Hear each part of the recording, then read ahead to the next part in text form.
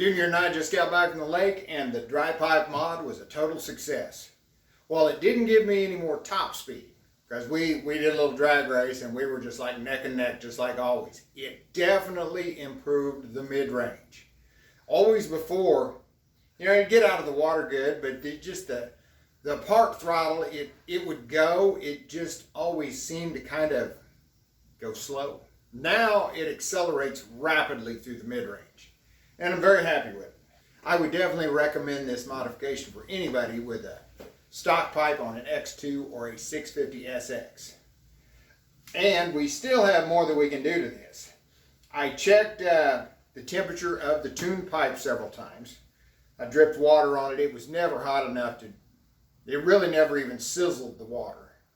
From what I had read, you'd want maybe put some water on it and it gradually sizzle. If it sizzles right away, you're on the verge of burning a coupler.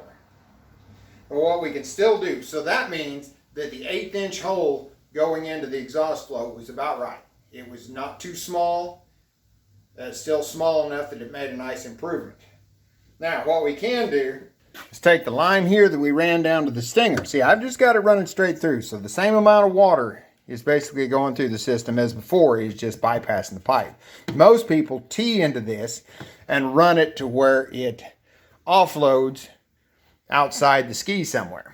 Now you can tee it into this. Probably you need to enlarge that a little bit because you've also got the flow coming from here.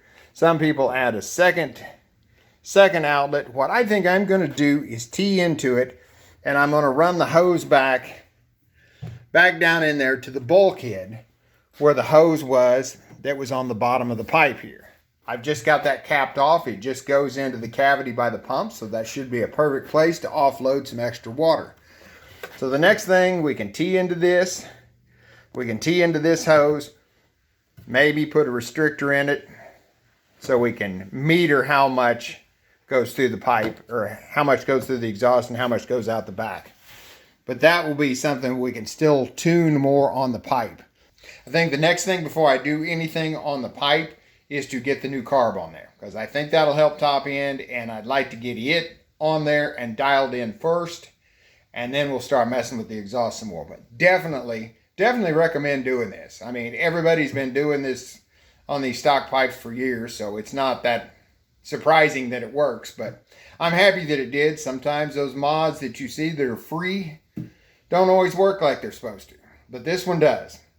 And while I did a lot of welding on this, you can do a lot of the stuff with JB Weld. If you have an SX, you can just drill into that enlarged part on the pipe. You don't have to worry about anything there. So it's pretty easy mod, pretty cheap, and does work well. Thanks for watching.